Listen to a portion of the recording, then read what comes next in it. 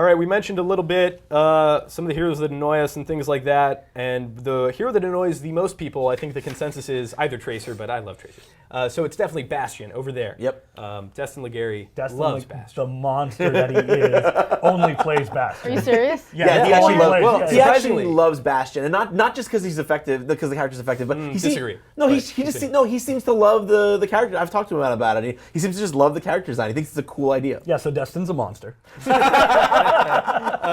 So I tried, Destin. I tried. There are ways that you can make your Bastion a little bit better. Like it was on Reddit the other day, but basically like jumping off of a ledge and then shifting while you still Transforming while you have jump. momentum, like around a corner is very effective. But anyway, that's definitely a best way to play coming up. But Bastion isn't even as crazy or annoying as he used to be, which I think is very interesting to people who just got interested or just got access to this game right now. In the closed beta, his initial iteration, actually even before the beta, he had a little mine he could lay, but that's neither here nor there. So in the first iteration of the closed beta, he had a Reinhardt shield in front of him that would recharge. Passive. A 2,000 right. hit point shield that would regenerate after not It being wasn't hit. 2,000. No, it was 2,000. I think What? it was 2,000. Yeah. It was either 2,000 or back me up. it was either I don't 2,000 or know. 1,000. It was I a can't remember. straight up It was still a Reinhardt shield, which ridiculous is amount, 2,000. yeah. and It's too much. Yeah. you guys heard me cry about him so much. Like, Yeah. I would come in the next morning like, I hate Bastion. So- I hate It Bastion. ruined so many last-minute pushes for me. I know. There was actually one time where he positioned himself on Watch Point Gibraltar out of the initial exit on a cliff, and I just couldn't get behind him. There was no way to get behind him, and it was terrible. But anyway, you could only turn about 180 degrees, so it wasn't just the worst thing ever. There were ways to counter him. You just got behind him with Tracer, shot him in his little like Robot blue head. thing, Stupid robot Sure. head. and he was done. But then they decided he needed a nerf. Or maybe just a change, and he came in, and for like 3 days in beta, it was insane. He went into turret form, and I think he got like 400 or 500 They armor. took away the shield, so that's Yes. the thing. They took away the shield, but They gave him a ton of armor, and he was omnidirectional, and he was just nigh unkillable for like 3 days, and they hotfixed it. So that's a funny little quirk about the amazing balance that's happened You on guys this got game. it good. right. If you think Bastion is bad now, oh my God, you have Yeah. no idea. That's basically what I'm saying. I'm pulling a hipster version. But to that end, let's talk about some of the places that heroes have come from. And you know, a lot of people have questions about this hero or that hero. Why is that like this? It's all from a testing perspective, and I'm going to give you we're all going to give you a little bit, because we all played the beta, a little bit of our 2 cents about why this person was nerfed or why that person was nerfed. So we talked about Bastion to death. Let's talk about Torbjorn again. Sure. He was another character. These 2 defensive turret sentry characters were very, just very controversial. A lot of people were like, they're fine. A lot of people were like, they make the game not fun.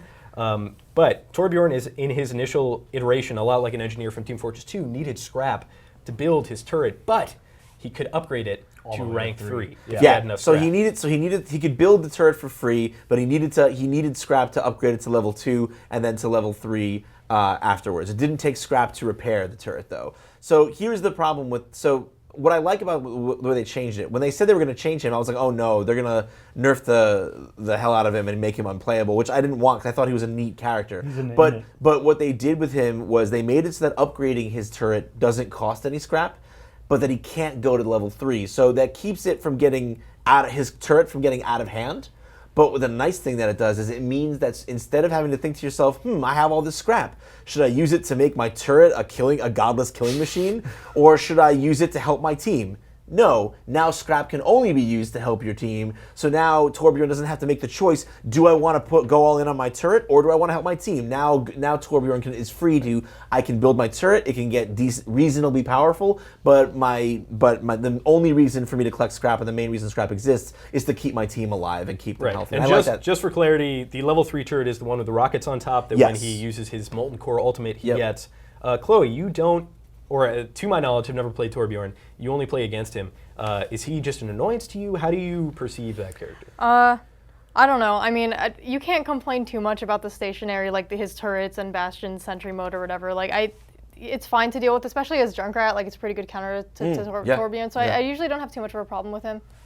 Yeah, both Bastion and Torbjorn are easily counterable. Like, I play Roadhog. The only reason I picked up Roadhog was to counter Bastion. Great counter to Bastion. Yeah, you just hook him out of turret form and thanks for coming out. I appreciate it. I just recently learned you could do that. Yeah. Oh yeah, you hook him straight out and you shoot him once, and I think you have to hit him. And you melee, and he's dead. Yeah, there's a ton of crazy interactions. I just learned. I'm still learning new stuff, and I've been playing for like almost. What, eight months? A ton of time. But I don't know if this is a bug or not. But anyway, Junkrat's trap can actually eat health of its damage. Oh, you want to know a really cool one too? Genji's Deflect. It can block Soldier 76's biotic field. If he's close enough. Yeah, it registers it as a projectile, which is like there's just so many. So then you get the heal. Yeah. Which is insane. That'd be amazing. Yeah, cool. there's just an enormity of YouTube videos being created about.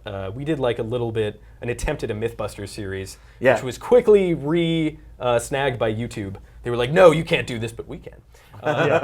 But in it, we learned that like you could take a Junkrat tire up a May wall and like use it to catapult the Junkrat tire. There's just all these interactions I feel like have been thought of. Yeah. Reinhardt's hitting Reinhardt's. Yep. Yeah, Reinhardt's like having a target in between them. 2 weird Roadhog interactions I've had. I've pulled someone who was trying to get out of line of sight of a D.Va ult. I pulled him back into the ult, and oh my god, that feeling felt so good. And I've also, me and another Reinhardt hooked each other simultaneously, and it just negates each other. And nothing happens. I was gonna also say, has anyone tried to hook Riptire? Oh no. Oh yes, I believe I've seen that happen, but I could be mistaking it for something else. Yeah. I think it damages it. I'd be interested to see how that works. Yeah. So there was also a time when Genji and Lucio, the fastest and nimblest besides Tracer, who's already at 150 HP, were nerfed down to 150 HP to see how they would do. And when I started playing the game, I decided I was getting in good and early. I could play a high skill cap character and learn them, so I picked Tracer. And eventually I just tired of her because you, like, regardless of how good you are, how good I am, let me say, my skill cap, there were times when I would get hit by a random projectile and just die because 150 health is nothing. Now with Tracer, she's blinking all over the place. She has a rewind, which is basically a full heal if you time it right. But with Genji and Lucio, that was brutal. Yeah, so it was you had really hard. 150 HP on Genji. So you had your deflect, and then that was it. You were a glass cannon who needed to be at melee range. Right. And he wasn't played a lot, but thankfully they reverted those. But is there anybody in the game that you feel has too high of a health pool for like the rest of their kit, May?